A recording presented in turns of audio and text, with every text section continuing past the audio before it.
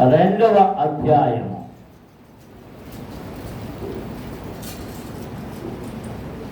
13వ వచనాన్ని 15వ వచనం వరకు చదువుకుంటాం.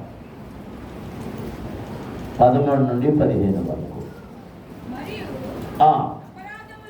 మరియు అపరాధముల వలనను శరీరమందు సున్నది పొందక ఉండుట వలనను మీరు మృతులై ఉండగా దేవుడు వ్రాతరూపకమైన ఆజ్ఞల వలన మన మీద రుణముగాను మనకు విరోధముగాను ఉండిన పత్రమును మేకులతో సిలువకు కొట్టి దాని మీది చేవ్రాతను తుడిచివేసి మనకు అడ్డము లేకుండా దానిని ఎత్తివేసి మన అపరాధములన్నిటిని క్షమించి ఆయనతో కూడా మిమ్మును జీవింపజేశాను. ఆయన ప్రధానులను అధికారులను నిరాయుధులుగా చేసి సిలువ చేత జయోత్సవముతో వారిని పట్టి తెచ్చి సహజముగా వేడుకకు కనుపరచెను. దేవునికి స్తోత్రం. హల్లెలూయా. పరిశుద్ధుడా జీవాధిపతి మీకు స్తోత్రములయ్యా. మీ వాక్యమును చదివి ఉన్నాము, దానిని ధ్యానం చేస్తూ ఉండగా లోతైన విషయములను మాకు నేర్పండి ప్రభువా. నీ ప్రజలకు నీ వాక్యమును వివరించడానికి బాధకులుగా ఇక నిర్ణయించినందుకు మీకు స్తోత్రములు. నన్ను మీ సిలువ చాటును దాయండి, మీ ఆత్మచేత అభిషేకించండి. నీ ప్రజలతో మీరు ఏమి మాట్లాడనై ఉన్నారో దానిని నాలో నుండి మీరు మాట్లాడండి. నా స్వరాన్ని స్వాధీనపరచుకోనండి. నన్ను ముట్టండి, నన్ను బాగు చేయండి. నా ఆలోచనలో నా సొంత జ్ఞానమును ప్రక్కకు పెట్టి నీ స్వరమని వినిపించి వినికిడిన ప్రతి ఒక్కరిని ఆశీర్వదించమని యేసు నామమున అడుగుతున్నాము తండ్రి, ఆమేన్. దేవునికి స్తోత్రం. అందరం స్తోత్రం జరుగుతుందాం. హల్లెలూయా, హల్లెలూయా, హల్లెలూయా. దేవుని పిల్లలారా, మనము చదివిన వాక్య భాగములో అపోస్తులైన పౌలు రుణపత్రమును గూర్చి ప్రస్తావన చేస్తూ ఉన్నాడు. ఏ పత్రం? రుణపత్రం. రుణపత్రం అంటే ప్రామిసరీ నోటు. అప్పు తీసుకున్నప్పుడు నేనెంత అప్పు తీసుకున్నాను,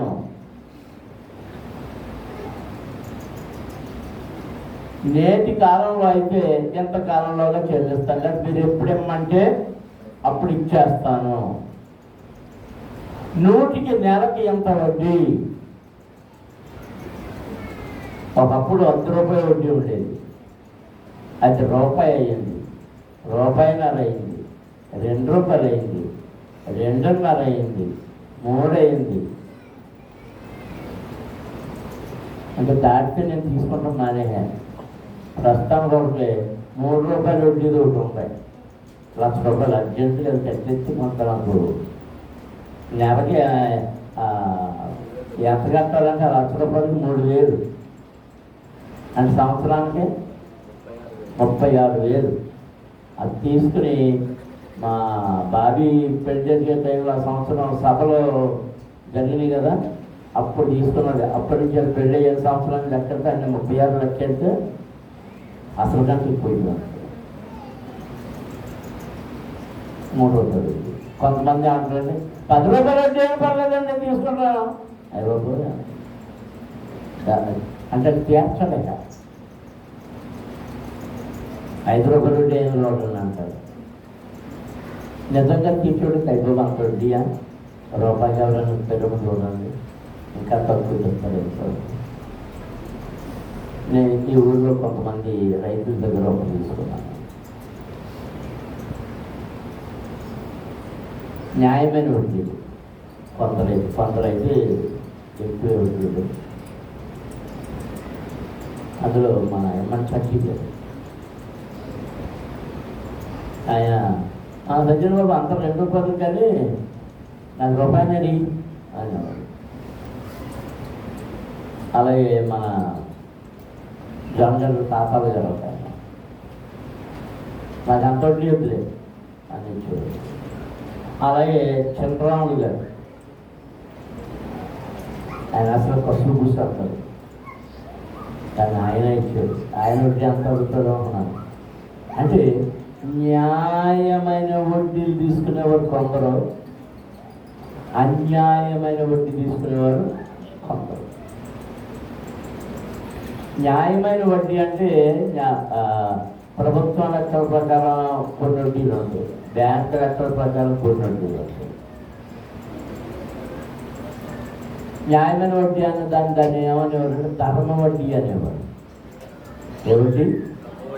ధర్మ వడ్డీ. ధర్మ వడ్డీ అన్నది తక్కువ.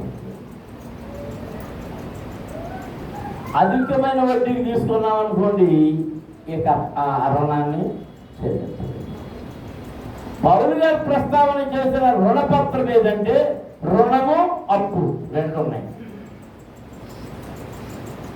నేను ఆలోచించేసి దీనికి 2 అర్థం ఉంటాయి. అసలు ఏంటి దీని తేడా అంటే నాకు అర్థమైంది ఏంటి? నాకు అర్థమైంది, నేను అర్థం చేసుకున్నాను. రుణం అంటే తీర్చలేనంత భారము కలిగింది. ఏంటి? తీర్చలేనంత భారం కలిగింది. ఇక్కడ రుణపత్రం మనం తీర్చలేదు. ఈ రుణపత్రం ఎలా రాశామట?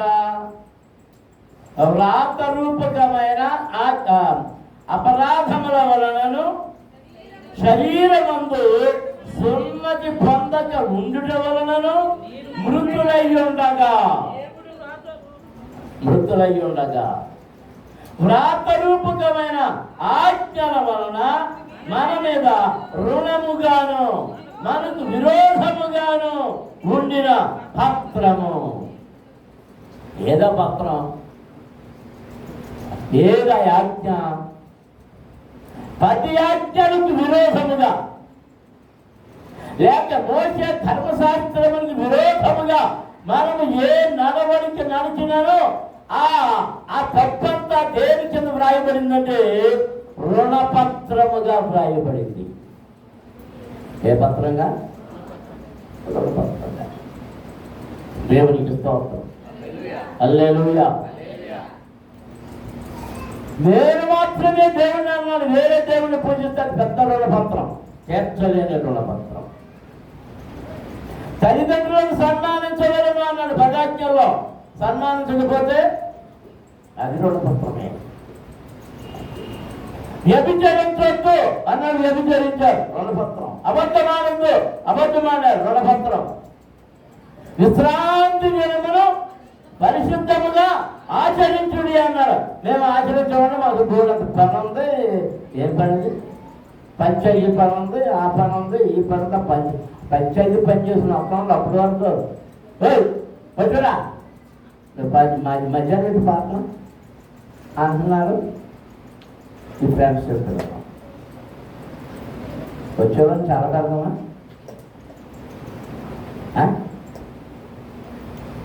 అప్పుడు ఈ పనులని ఇవ్వదు కదా అని రాజారు. అసలు విశ్రాంతి దినాన్ని ఎలా ఆచరించాలంట? నువ్వేం చేస్తున్నావు? నువ్వు పనికి వెళ్ళినందుకు, అపరిశుద్ధమైనందుకు ఎన్ని రెట్లు వ్రాయబడుతుంది అక్కడ నీ రుణం.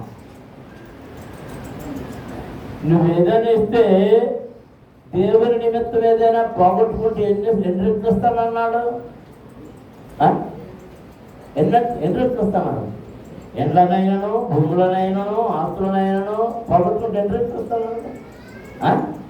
గట్టిగా అది లేదా చెప్పండి. జరిగింది వినబడతాడు. రెండింతల 100 రెట్లు.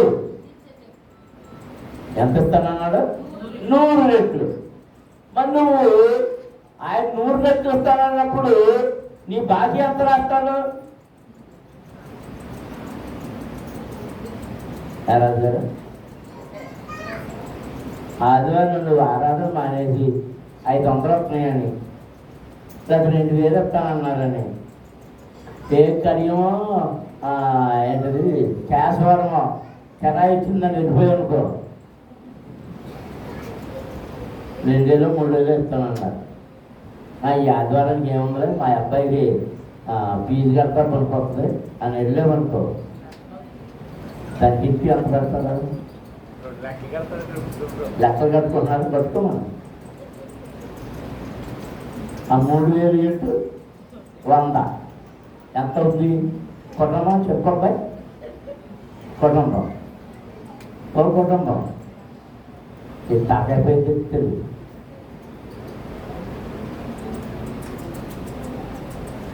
నువ్వు ఎంత ఆశించేలేవో దానికి 2 సున్నాలు పక్కన చెప్పి పోగొట్టుకుంటావు.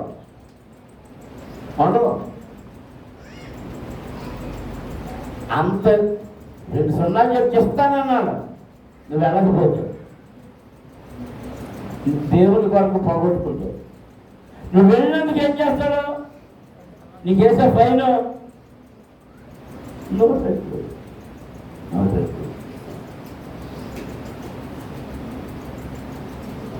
ఇదొక రుణపత్రం. ఎన్ని ఆదివారాలు ఎగ్గొట్టావు, ఎంత ఆశించి వెళ్ళావు, అదంతా అది వేస్తుంటే ఏమైపోయింది? పెరిగిపోతుంది. నీ ఆస్తులు కూడా సరిపోదు. ఇది తీర్చలేవు కనుక, రుణగ్రస్తుడు అయిపోయావు కనుక, ఈ రుణాలు దేని వల్ల వచ్చినాయి? ఆజ్ఞల వలన వచ్చినాయి. దేని వలన వచ్చినాయి చెప్పండి? దేవుడిచ్చిన ఆజ్ఞలను మీరుట వల్ల నువ్వు రుణగ్రస్తురాలు అయ్యావు. దాని మీద సంతకం పెట్టేశావు. ఇప్పుడు క్రీస్తు వాక్యానికి వచ్చి నీ రుణాలన్నింటినీ, ఆ పత్రాన్ని, ఆ ప్రామిసరీ నోట్ని తీసుకెళ్ళి ఎక్కడికి వచ్చాడట? సిలువలో దానిని మేకులతో గుచ్చి, అంటే ఆయనే రుణపత్రంగా మారిపోయి మేకులతో గుచ్చి దాని మీద నీ చేతి వ్రాతను, అంటే నీ సంతకాన్ని ఏం చేశాడు? చేతురాలు వేశాడు, కొట్టివేయబడింది. అందులో దేవునికి స్తోత్రం. హల్లెలూయా, హల్లెలూయా. దేవుని పిల్లలారా జాగ్రత్తగా వినండి. చాలా క్లుప్తంగా మాటలు ముగించేస్తాను. ఇది ఆత్మ సంబంధమైన, దైవ సంబంధమైన, నీకు దేవునికి మధ్య ఉన్న రుణపత్రం. తీర్చలేని దానిని ఎవరు తెచ్చారు? తీర్చలేని దానిని ఎవరు తెచ్చారు? ప్రభు అని యేసు తీర్చాడు. దేవునికి స్తోత్రం. అందరూ స్తోత్రం చెల్లించుదాం. హల్లెలూయా, హల్లెలూయా, హల్లెలూయా. చిన్న ఉపమానం చెప్తాను. ఇది అమెరికా దేశంలో జరిగింది. ఒక చిన్న పిల్లవాడు ఆకలితో కొట్టుమిట్టాడుతున్నాడు. ఎవరిని అడిగినా ఎవరు తోసేస్తున్నారు. తోసేస్తుంటే నాకు ఆకలేస్తుంది, చిన్న రొట్టె ఇవ్వండి అని అడుగుతున్నాడు. నాకు ఎవరు లేరని చెప్తున్నాడు. ఒక తల్లి పిల్ల కనబడ్డాడు. ఆమె కూడా లేదు. వాళ్ళ అమ్మ ఏది చెప్పబోతే, పెద్ద అని చెప్పబోతే ఈ పిల్ల తన దగ్గర ఉన్న రొట్టె ఇచ్చేసింది. ఎందుకు ఇచ్చావని తల్లి అడిగింది. నాకైతే నువ్వు ఉన్నావు, మరి ఆ కుర్రానికి ఎవరు లేరంటుంది కదా అన్నాడు కదా అని. ఆ పిల్ల మాటలు కన్విన్స్ అయ్యి వివరాలు కనుక్కుంటాడు. ఆ పిల్లవాడికి ఆహారం పెట్టింది. నేను చదివిస్తాను రా బాబు అంటే చదివించింది కొన్నేళ్ళు. ఆ తర్వాత వాడు ఆ చదువుకుంటే ఏంటి పెద్దలు వెళ్ళిపోయాడు. వీళ్ళకి వివరాలు తెలియదు. కొంతవరకు వీళ్ళు ఏదో వ్యాపారం ఉండేది, ఆ వ్యాపారంలో వీళ్ళు దెబ్బతి చేశారు. ఇంకా మన గురించి చాలా సంవత్సరాలు, ఒక 20 సంవత్సరాలు పడింది, 22 ఏళ్ళు అప్పటికి. ఓ రోజు ఈ అమ్మాయి తల్లికి క్యాన్సర్ వచ్చింది. హాస్పిటల్లో చేర్చారు. ఆపరేషన్ చేయాలి. చాలా సొమ్మండి. ఏం చేయాలి అమ్మాయికి అర్థం కావట్లేదు. తను డాక్టర్ నర్సులు వచ్చి వాళ్ళ అమ్మని ఆపరేషన్ థియేటర్కి తీసుకెళ్తారు. ఆ పిల్లలు ఏడుస్తూ కూర్చుంది. ఆపరేషన్ తీసుకెళ్తారు. ఆపరేషన్ చేస్తారు. మళ్ళీ రూమ్కి తీసుకొచ్చేస్తారు. 2 రోజులు అయిపోయింది. బిల్లు వేయాలి కదా, ఇంటికి పంపించేస్తానికి బిల్లు వేసి బిల్లు కాగితం పంపించారు. ఈ అమ్మాయి వణికిపోతుంది. చూడడానికి ఎక్కడికి వస్తుంది, ఏమి లేవు. ఇంటికి వెళ్తేనే కొడలు నీళ్ళు కొట్టేలా ఉన్నాయి. ఏం చేయాలి అర్థం కాక ఏడుస్తూ ఉంది. 10 నిమిషాల కూర్చొని అసలు ఎంత ఉందో తీసింది. ఆపరేషన్ ఖర్చు ఎంత, ఆ ఖర్చు ఎంత, మందులు ఖర్చు ఎంత, డాక్టర్ ఖర్చు ఎంత, అన్ని అన్ని అన్ని అన్ని చాలా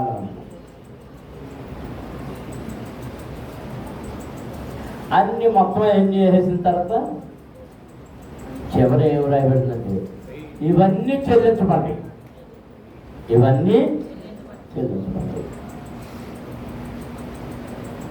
ఏం అర్థం కాదు ఈ అమ్మాయికి. అందులో డాక్టర్ ఇది ఏంటో నాకు ఏం అర్థం కాదు. చెల్లించబడ్డాయంటే అప్పుడు డాక్టర్ అన్నాడు, మీరు నన్ను గుర్తుపట్టలేదు. నేను రోడ్డు మీద ఆకలితో ఉన్నప్పుడు నాకు రొట్టిచ్చి ఇంటికి తీసుకెళ్ళి మీ అమ్మ నన్ను కూడా చదివించింది కొంతకాలం. మీరు హాస్పిటల్కి వచ్చినప్పుడే గుర్తుపట్టాను నేను. మీరైతే నన్ను గుర్తుపట్టలేదు. మీరు నన్ను డాక్టర్గా చదివించే పరిస్థితి తీసుకొచ్చినందుకు నా రుణాన్ని తీర్చుకోవడానికి ఎంతకంటే మార్గం నాకు లేదు. కనుక ఈ హాస్పిటల్ నాదే, ఈ మందులన్నీ నాదే. మీరు వీటిని పొందడానికి అర్హులైన వారు వాటిని మీకు ఇవ్వడం జరిగింది అని చెప్పినప్పుడు అమ్మాయి కన్నీళ్లతో సంతోషంతో ఆనందభరితురాలైపోయింది. దేవునికి స్తోత్రం. హల్లెలూయా. అంటే కొంచెంగా ఇచ్చినప్పటికీ తిరిగి కొన్ని సంవత్సరాల తర్వాత అందుకే ప్రసంగంలో ఉన్నటువంటి ఆహారమును నేల మీద వేయము కొన్ని దినములైన తర్వాత, చాలా దినములైన తర్వాత అది మీకు కనబడుతుంది. నమ్మిన వారి దేవునికి స్తోత్రం.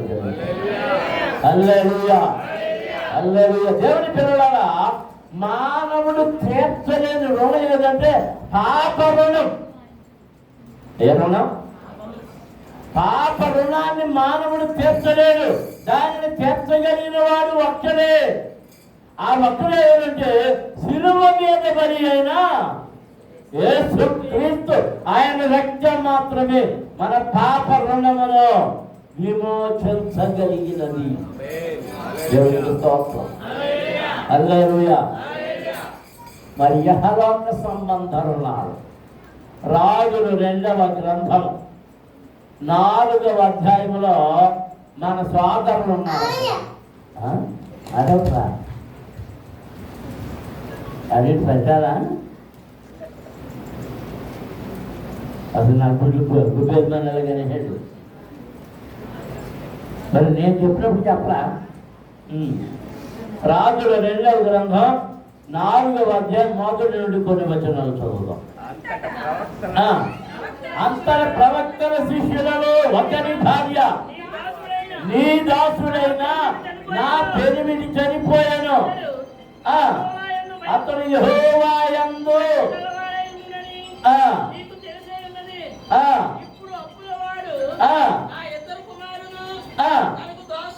తనకు దాసులుగా ఉండుటకై వారిని పట్టుకుని పోవుటకు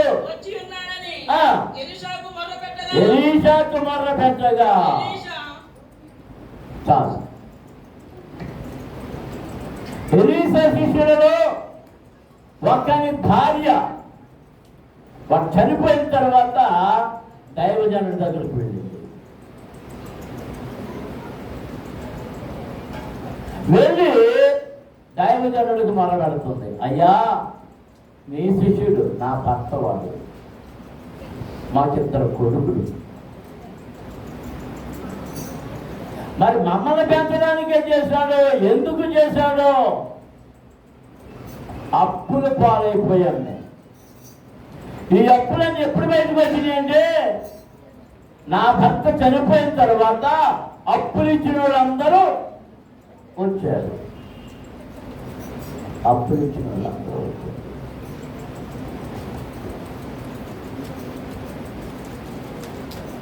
అప్పు ఇచ్చినవాడు చనిపోయినా, అప్పు పుచ్చుకున్నవాడు చనిపోయినా అన్ని కథలు కూడా వస్తాయి. ఒకసారి ఒక ఆయన దగ్గర పేర్లు చెప్పను, రుణం తీసుకున్నా. ఆయన అకస్మాత్తుగా హార్ట్ అటాక్ చనిపోయాడు, పొలంలో చనిపోయాడు. ఆ 2వ రోజున ఎప్పుడు అవి చనిపోయాడు ఎలాగని ఆలోచిస్తున్నాను. ఆ 2వ రోజు 3వ రోజు వాళ్ళ అబ్బాయి వచ్చేసాడు కాగితాలు పట్టు. మరి నాన్నగారి దగ్గర మీరు అప్పు తీసుకున్నారు కదా, ఆయన చనిపోయారు కదా, మీరు డబ్బులు ఇచ్చేస్తారా లేకపోతే వేరే కాగితం రాస్తారా? అప్పుడు వెంటనే ఆయన పేరు మీద ఆ కాగితాన్ని రాసి ఇచ్చేసి, ఇప్పుడు చనిపోయింది ఎవరు? అప్పు తీసుకున్నవాడు. అప్పు తీసుకున్నవాడు చనిపోతే వెంటనే అప్పులు ఇచ్చిన వాళ్ళు అందరూ వచ్చేస్తారు. కొంతమంది అయితే అప్పు కూడా తీరిస్తేనే కానీ శవాన్ని కథలనేమో అంటారు. అక్కడ వాళ్ళ సాంప్రదాయం ప్రకారంగా శవం ఉండకూడదు కాబట్టి తీసుకెళ్ళిపోయారు. కానీ అప్పుడు వాళ్ళు ఎక్కడ అంటున్నారంటే ఈమెను అడుగుతున్నారు, నీ భర్త అప్పు చేశాడు కనుక నీ కొడుకుల్ని మేము తీసుకెళ్ళిపోతాం, బానిసలుగా తీసుకుపోతాం. కొంచెం సమయం గడువడిగింది, కొంచెం సమయం గడువడిగింది. ఎందుకు గడువడిగిందంటే దైవ సేవకునితో చెప్తే ఏదైనా ఉపాయం చెప్తాడేమో. అప్పుడు ఎవరి దగ్గరికి వెళ్ళిందంటే ఎవరి దగ్గర శిష్యత్వం చేస్తున్నాడో ఆ గురువైన ఎలీషా దగ్గరికి వెళ్ళింది. ఆ ఎలీషాతో మొదలుపెట్టుకుంటుంది, అయ్యా నీ శిష్యుడు నా పెనిమిటి చనిపోయాడు, అప్పుల వారు వచ్చి నా కొడుకులిద్దరిని తీసుకుపోతామంటున్నారు. నేనేం చేయాలి? దేవునికి స్తోత్రం. ఇక్కడ అప్పుడున్న వాళ్ళు ఎంతమందినో చేయొచ్చంటే నేను రెడీ తీసుకున్నాను. ఆమె చాలా మందికి అప్పు లేదు, ఎంత అప్పులు వస్తారు, ఎంత ధన్యులు కదా మీరు. అప్పు చేశారు, అప్పు ఇది పేరు అప్పు. ఇది ఎవరి దగ్గర అప్పు చేశారంటే అమ్మ అది అప్పు చేస్తున్నాడు చూడు వేసా.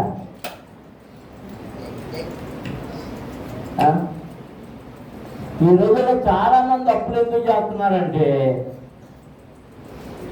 కొడుకులు కొనమన్నా మోటార్ సైకిల్ కొనడానికి,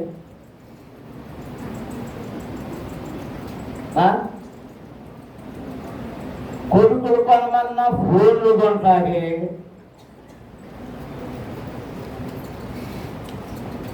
ఇంట్లో ఏసీలు పెట్టించుకుంటాక సీలింగ్లు చేయించుకుంటాకే ఇప్పుడు సీలింగ్లు ₹1,00,000 పెట్టి జరిగి అంత అవసరమా ఎలాగా? అందులో రంగురంగుల లైట్లు చూస్తే ఏంటి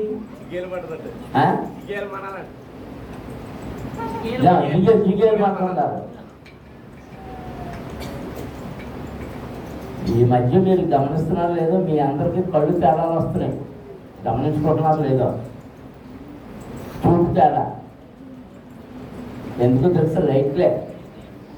పూర్వకాలం మన బల్బులు, మామూలు బల్బులు నుండి ట్యూబ్ లైట్లు నుండి ఇప్పుడేమొచ్చినాయి తెలుసా? అసలు ఎల్ఈడి లైట్లు. ఆ ఎల్ఈడి లైట్లు కంటికి చాలా హాని కలిగిస్తున్నాయి. కొన్ని చోట్ల బ్యాన్ చేస్తారు. ఇప్పుడు మన సభలో కూడా ట్యూబ్లు ఎందుకు పెట్టామనుకున్నారు? సందులో ఎల్ఈడి లైట్లు లేక కాదు, ట్యూబ్లు ఎప్పుడు పెట్టారనుకున్నారా? అంటే సభలో లేదన్నమాట. మీ ఎప్పుడూ లేదన్నమాట సభలో. వినపడతలేదా? ఆ ఎల్ఈడి లైట్ అంటే చూద్దామని చూడవచ్చు. కళ్ళు చెట్టు కొన్న కళ్ళు ఎవరు చూద్దామంటే కుదురుతలేదు. పైగా పెళ్ళిళ్ళలోనూ ఈ సభల్లోనూ ఏదో పడిపోతున్నా ఏంటి ఈ వీడియోలు. ఆ వీడియో లైట్లన్నీ ఏం లైట్లు? ఎల్ఈడి లైట్లే.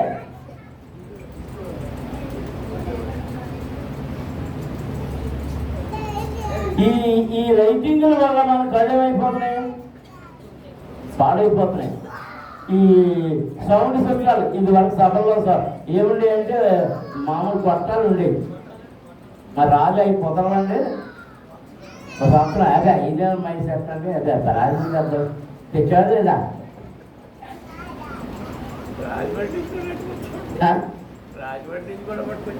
అదే రాజమండ్రి కూడా తెచ్చాడు. మామూలు వెళ్ళి అది డబ్బులు చెప్తా ఉన్నాం. ఇప్పుడు ఎవరైతే అనుకోండి ఈ డీజిల్ అన్నది లేకపోతే అసలు పెళ్ళిలో డీజిల్ లేకపోతే నా పెళ్ళి వద్దు అసలు పెట్టుకుంటే అంట.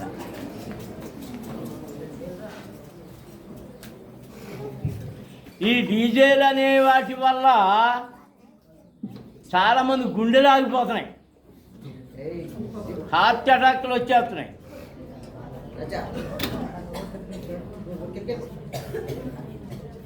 అంటే పిల్లల యొక్క ఆశలు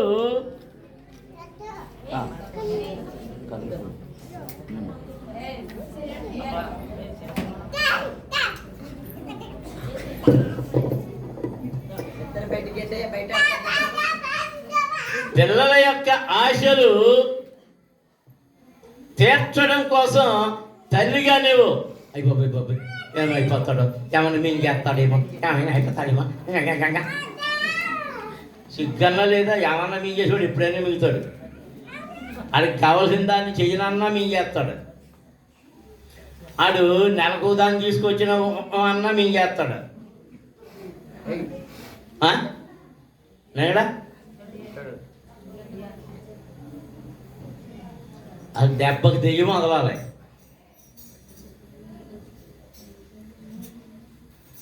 నువ్వు అప్పులు చేస్తుండే. మొన్న పేపర్లో ఒక వార్త వచ్చింది, అది యూట్యూబ్లో వచ్చినట్టుంది. ఆటో డ్రైవర్ అంట అతను. కొడుకు మోటార్ సైకిల్ కావాలంటున్నాడు, 2.5 లక్షలు పెట్టుకున్నాడు. ఆ పేపర్లోనే వచ్చింది అది. కొడుకు మోటార్ సైకిల్ తగలబెట్టిన తండ్రి. ఓ రోజు మధ్యాహ్నం గబగబా ఇంటికి వచ్చేసి మోటార్ సైకిల్ అటువంటి వెళ్ళి గబగబా గిఫ్లు గీసి అంటించాడు. అడిగారు, ఒరే నువ్వే కదా కొన్నా, అలాగే అంటించేసామంటే నేను వీడు ఇదవుతున్నాడని, కొడుకు ఒక్కడే కదా అని అది గొడవెడుతున్నాడని 2.5 లక్షల పైన పెట్టి కొన్నాను. రోజు కంప్లైంటే పోలీసుల దగ్గర నుంచి. ఏం కంప్లైంట్? హెల్మెట్ లేదని డబ్బులు కట్టమని, స్పీడ్గా వెళ్ళిపోతున్నాడని డబ్బులు కట్టమని. ఈ మధ్యలో మీకు తెలవదు, పోలీసులు ఈ కెమెరాలు ఉన్నాయి, అవన్నీ రికార్డు చేసేసి ఆ మోటార్ సైకిల్ ఎవరి పేరు మీద ఉందో దానికి వెంటనే మెసేజ్ ఇచ్చేస్తారు కట్టమని. నేను రోజు వీడికి ఈ జరిమానాలు ఫైన్లు కట్టమే సరిపోతుంది, నేను అక్కడ ఈ కట్టలేకపోతున్నాను, ఈ తోలగానే సరిపోతలేదు నాకు, పిల్లల్ని పెంచుకోనా వీడికి ఇయ్యే కట్టినా ఎందుకు వచ్చిన గొడవని అంటించాను అన్నాడు.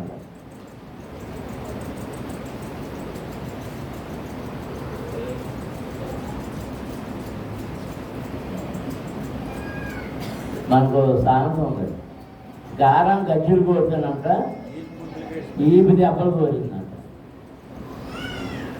నీ అధికారం వల్ల నీ పిల్లలు చనిపోతారు, ఆడపిల్లలు చనిపోతారు, మగ పిల్లలు చనిపోతారు. మీ ఎప్పుడన్నీ వాటి కోసమే. ఇచ్చే కట్నం కంటే పెళ్లి ఖర్చు ఎక్కువ ఉంది. అంటే పెళ్ళిళ్ళు చేసిన వాళ్ళు చెప్పాలి, కొడుకులు పెళ్ళిళ్ళు ఎవరు చేశారు, ఎవరెవరు చేసిన వాళ్ళు కానీ ఇక్కడ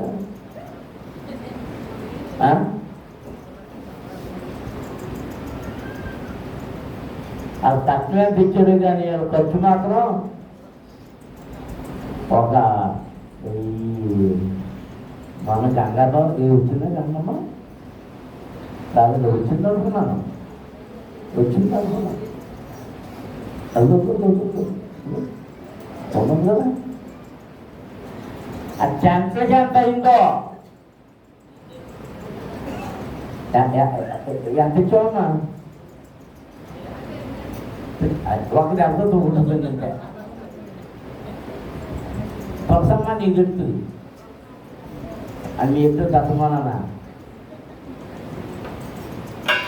మీ ఆయన గారు ఖచ్చితంగా తెలిసి ఎంత ఇచ్చారో ఇదో ఏది నయమే వచ్చిందా, ఏది ఎక్కడ ఉందా లేదా?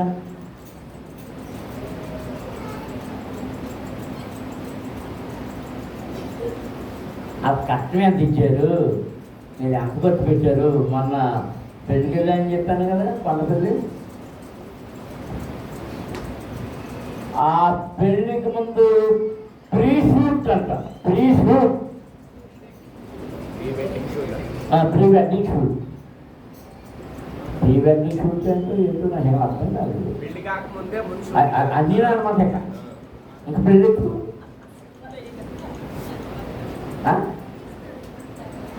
అంటే ప్రీ వెడ్డింగ్ షూట్ అంటే ప్రీ శోభనం కూడా ఉంటుందా?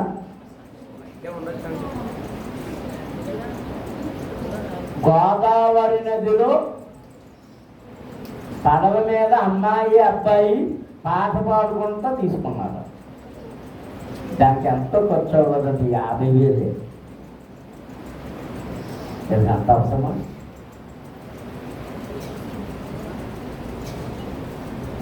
ఏం చేస్తున్నారంటే ఈ సోపులతోటి ఖర్చులు ఎక్కువ పెట్టేసి ఏదో రాస్తున్నారు, రుణపత్రాలు. మరి ఏం చేశాడో మా అన్నయ్య, ఆడికిద్దరు కొడుకులు, ఈ చేసినాడు. మరి హార్ట్ అటాక్ వచ్చి చచ్చిపోయాడు. ఇప్పుడు ఎవరిని పట్టుకున్నారు? అప్పుడు అప్పు చేసేవారు ఆడు ఎవరి దగ్గరికి వచ్చారు? భార్య దగ్గరికి వచ్చి నీ పిల్లల్ని తీసుకుపోతాం, నువ్వు కడతావా నీ పిల్లల్ని తీసుకుపోవా? నువ్వు కడతావా నీ పిల్లల్ని తీసుకుపోవా? ఆమె దేవుని సన్నిధికి వచ్చి దైవజనుడితో మొదలుపెట్టుకుంటుంది. మరి ఎప్పుడు గురించి నువ్వెవరితో మొదలుపెడుతున్నావు? ఒక్కసారి ఇక్కడ ఆగి అప్పుల సంఘంలోకి యూనియన్.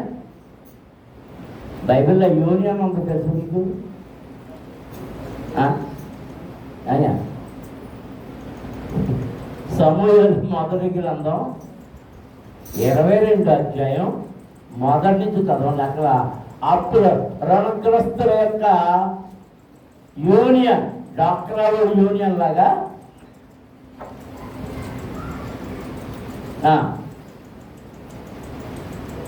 సమూయేలు మొదటి గ్రంథం 22 అధ్యాయం మొదటి నుండి.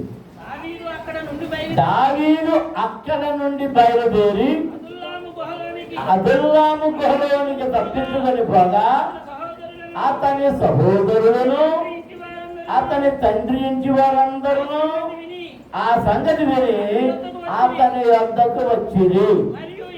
మరియు ఇబ్బంది గల వారందరూ, అప్పులు చేసుకున్న వారందరూ, అసమాధానముగా ఉండు వారందరూ అతని యొక్క కూడుకొనగా అతడు వారికి అధిపతి అయ్యను. అతని యొద్దకు ఎక్కువ తక్కువ 400 మంది వచ్చి ఉండిరి. ఇదో సంఘం.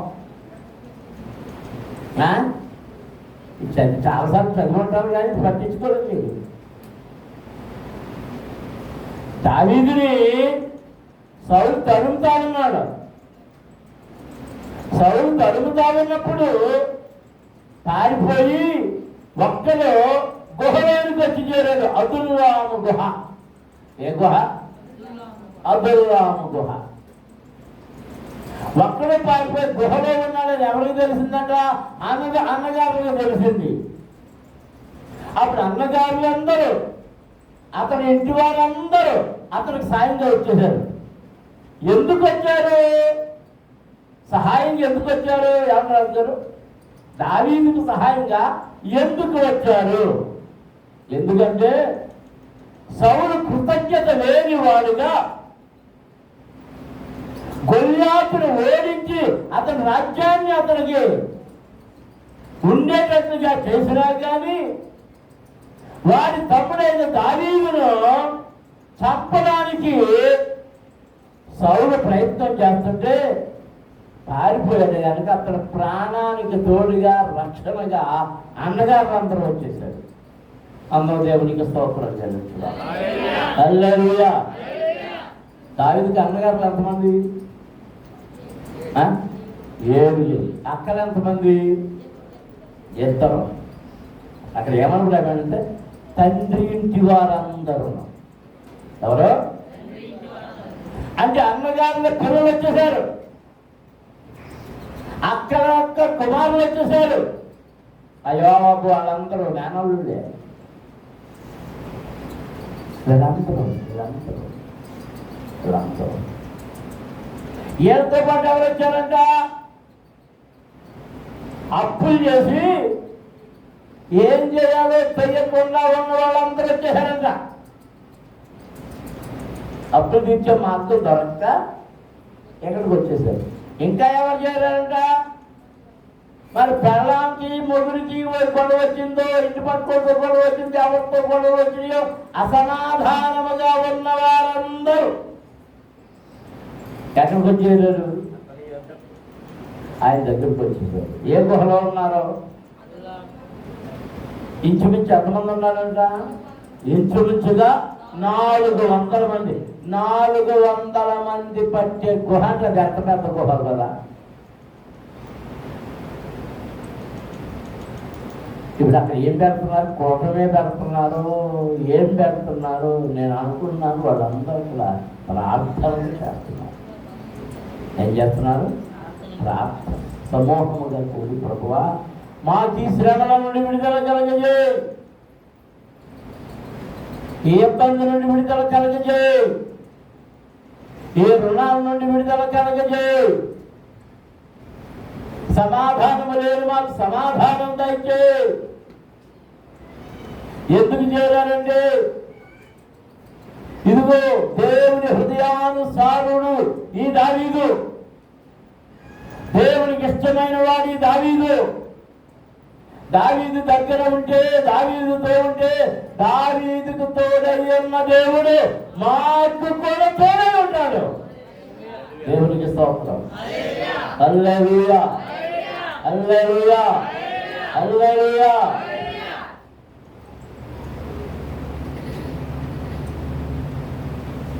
మనం దాని గురించి ఆలోచించేస్తే ఇప్పుడు అంత వివరించడానికి సమయం లేదు. కానీ దావీదు రాజ్యానికి వచ్చిన తర్వాత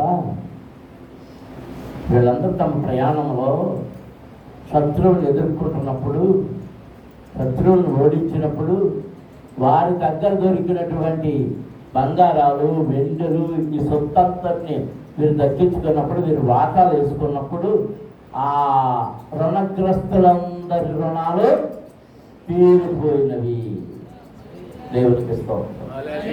హల్లెలూయా. నువ్వు ఎవరి మీద ఆధారపడాలంటే దేవుని మీద ఆధారపడాలి.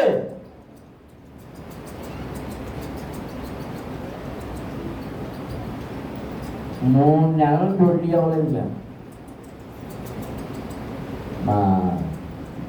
మా అత్తగారు వచ్చిందా ఉందా? ఇది అన్న తిందే మొన్న వెంకటలక్ష్మి గారు అడుగుతాం, అయ్యగారు ఎలా చేశారేంటి అంటుంది ఆవిడ. అండ్ 3 నెలలు వడ్డీ, 3 నెలల వడ్డీ అంత చదవండి, ఒక 65,000 ఉంటుంది.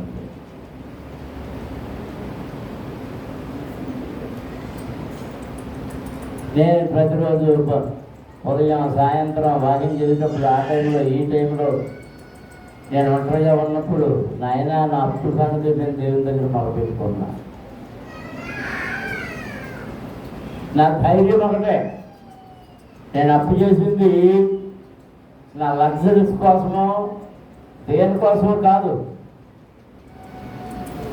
సొంత ఖర్చుల కోసం కాదు, దేవుని సేవలో ఖర్చు పెట్టడం కోసం చేసిన అప్పులు అలా ఉన్నాయి. కారు కోసం చేసిన అప్పు తీరిపోయింది. నా పిల్లల పెళ్లిళ్ళకి చేసిన అప్పులు తీరిపోయింది. ఏ అప్పులు వెళ్ళిపోయింది? ఆ రహస్యం ఏంటో చెప్పు ప్రభువా అంటున్నాను నేను. అవి ఎందుకు తీరడం లేదో చెప్పు ప్రభువా అంటున్నాను.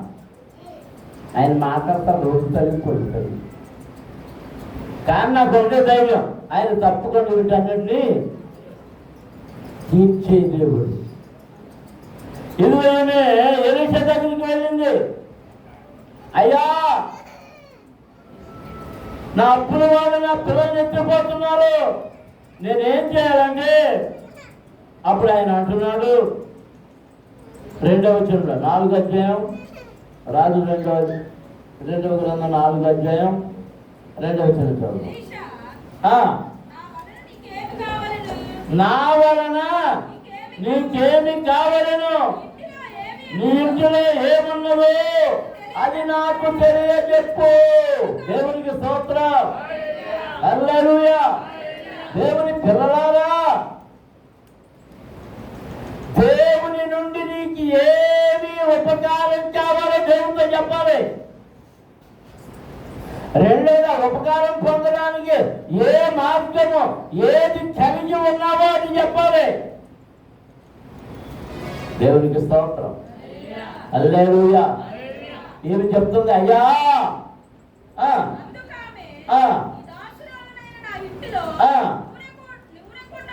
నూనె కొండ తప్ప మరేమీ లేదు. నూనె కొండ ఇక్కడ నూనె కొండ ఉంది. మరి పిండి పిసుక పెట్టలేదా? పెట్టుంటుంది, పెట్టుంది, కానీ ఏమి లేదు, పిండి లేదు అందులో. ఏం మిగిలింది? నూనె ఒక్కటే మిగిలింది. సారే పద్ధతిలోని విధవరాలు ఇంకేముంది? కొంచెం నూనె, కొంచెం పిండి. కనుక ఆ కరువంతా తీరిపోయే వరకు, వర్షాలు పడి పంట వచ్చే వరకు వారి కరువంతా తీరిపోయింది. దేవునికి స్తోత్రం. ఏం తెచ్చింది? ఆ బుడ్డలో ఉన్న కొంచెము నూనె, ఆ తొట్టులో ఉన్న కొంచెం పిండి. ఈమె దగ్గర పిండి ఉందా? పిండి లేదు. ఏముంది? నూనె మాత్రమే ఉంది. అప్పుడు దైవజనుడు చెప్తున్నాడు, అమ్మా నీవు వెళ్ళి నీ ఇరుగు పొరుల దగ్గరికి వెళ్ళి దొరికిన ఖాళీ కుండలన్నీ అరువు తెచ్చేసుకో, అవన్నీ ఒక గదిలో పెట్టి ఆ గదిలో పెట్టేసి తలుపులు వేసుకో, నీవు నీ కుమారులు తలుపులు వేసుకోండి. ఆ నూనె మీ దగ్గర ఉన్న నూనెను ఆ కుండల్లోకి వంచండి. ఏంటి ఎలా చెప్తున్నాడు అనుకున్నాను. వంచడం ప్రారంభించింది. కొంచెమేమంత నూనె గుడ్డంతే, కానీ కొండ నిండిపోయింది. రెండో కొండ నిండిపోయింది. ఆ ఎన్ని కొండలు తెచ్చిందో గదిలో ఇంకా కొండలు పెట్టడానికి చూడలేదు. అవన్నీ నిండిపోయినాయి. అవన్నీ నిండిపోయిన తర్వాత ఈ కొండలోని ధార, నూనె కుండలోని ధార ఆగిపోయింది. దేవునికి స్తోత్రం, హల్లెలూయా. దేవుని పిల్లలారా, దేవుడు నీకు వాగ్దానం ఇస్తున్నాడు. నీవు చేసినప్పుడు తీర్చడానికి ఆయన సిద్ధమే. నీవు ఆయనకు విధేయుడైనప్పుడు, ఆయన మాట విన్నప్పుడు, నీవును నీ కుటుంబమును నీ పిల్లలను ఆయన చెప్పినట్లుగా విన్నప్పుడు, దేవునికి స్తోత్రం, హల్లెలూయా, హల్లెలూయా. అమ్మ పెత్తనం చేయలేదు, కొడుకులో పెత్తనం చేయలేదు. ఇద్దరు కొడుకులు ఇద్దరు ఇష్టం వచ్చినట్టుగా పెత్తనాలు చేయలేదు. ముగ్గురు ఏకీభవించి ఆ కొండలోని నూనెను వంపడం మొదలు పెట్టారు. గదిలోని కొండలన్నీ నిండిపోయి, అయ్యా నిండిపోయింది. ఇంకెవరి దగ్గర కొండలు కూడా లేవు, నూనె కూడా నిలిచిపోయింది. మరి ఏం చేయమంటారండి అయ్యా అని వెళ్ళి మళ్ళీ దైవజనుడి దగ్గర చెప్పి, అన్నీ ఏం చేసేదో చేయాలి. ఆ మొదలై చేయలే. అప్పుడు దైవజనుడు అన్నాడు, ఇంటికి వెళ్ళి ఆ నూనెను కావలసినట్టు. జరిగిందేంటి? ఆమె నూనె నడ్డు వేసినప్పుడు ఆ అప్పులు తీర్చబడమే కాదు, మిగిలిన సొమ్మున ఆ గ్రామంలో వారు నివసించడానికి కొన్ని తరాల వరకు వారి కుమారులు పెంచున్నాయి. వ్యాపారాలు చేసుకోవడానికి పెంచబడిగా కూడా బోలెడంత ధనం అక్కడ వచ్చి చేరింది. దేవునికి స్తోత్రం, హల్లెలూయా, హల్లెలూయా, హల్లెలూయా. 2 సంవత్సరాల నుంచి మిమ్మల్ని ప్రార్థన చేయమంటున్నాను. ఏమని? సభలలో ఇతరుల దగ్గర నుండి అప్పు తీసుకుని చెయ్యక్కర్లేకుండా వనరులు సమకూర్చబడేటట్టు ప్రార్థన చేయడం. పోయిన సంవత్సరం చేశారు, ఈ సంవత్సరం చేశారు.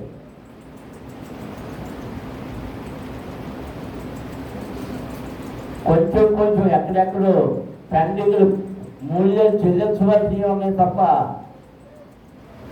ప్రజలు ఇచ్చే కానుకలు, మాకు దేవుడిచ్చిన సహాయం, ఇలాంటివన్నీ ఈ 2 సంవత్సరాల నుంచి సభల నిమిత్తం అప్పులు తీసుకునే పని మానేశారు. ఆ అప్పులు ఇచ్చేవాళ్ళు ఏమనుకున్నారంటే ఏ డబ్బులు వచ్చేసి అనుకున్నారు. ఏమనుకున్నారు? ఇదొకటి మళ్ళీ ఎక్కడి నుంచి డబ్బు, అమెరికా నుంచి డబ్బులు వచ్చాయి. సభల కోసం ఆర్థిక కోసమే అమెరికా వాళ్ళు ఎప్పుడు డబ్బులు ఇవ్వడం. ఇదో రహస్యం మీకు తెలియదు.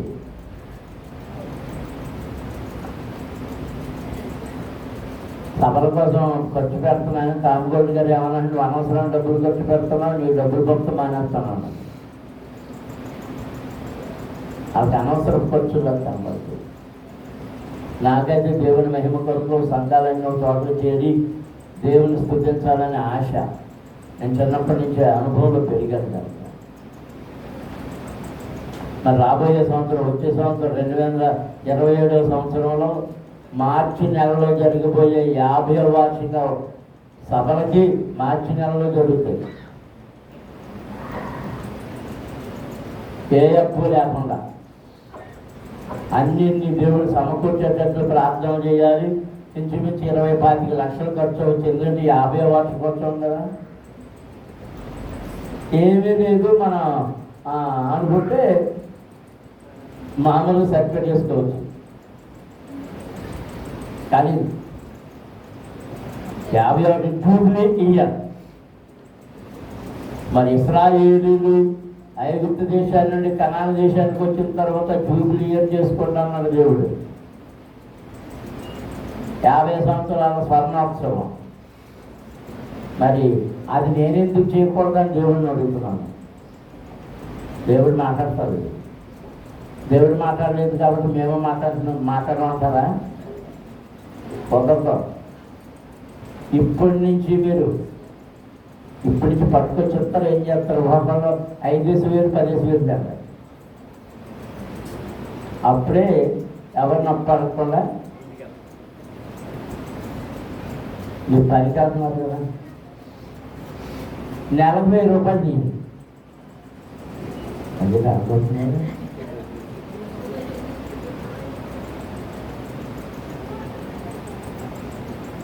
దేవునికి స్తోత్రం. హల్లెలూయా. నీ సమస్తమును భరించేవాడు ఆయన. నీ హృదయమును ఎరిగిన దేవుడు. నీలో కల్మషం లేకపోతే, దురుద్దేశములు లేకపోతే, నీవు యథార్థమైన హృదయం కలిగి ఉంటే నీ సమస్త భారమును మోసేవాడు ఆయనే. మాటలు చదివి ప్రార్థన చేసుకుంటాం. ఆయన్ని అడుగుదాం, ప్రభువా ఇదిగో నా అప్పుల నుండి విముక్తి చేయి, నా సమస్యల నుండి విముక్తి చేయి. నీవే నా దేవుడవు. నా మొర వినండి, నా ప్రార్థన వినండి. ఈ ఎత్తైన కొండ ఎక్కలేకపోతున్నాను నాయన. రుణపు కొండ ఎక్కలేకపోతున్నాను. ఈ రుణాలని కొండను ఎక్కగలిగిన స్థితిని నాకు దయచేయి. స్తోత్రం. హల్లెలూయా, హల్లెలూయా. ప్రభు మొర వినవా, ప్రభు మొర వినవా, నీ కొరకే వెదకేను దేవా.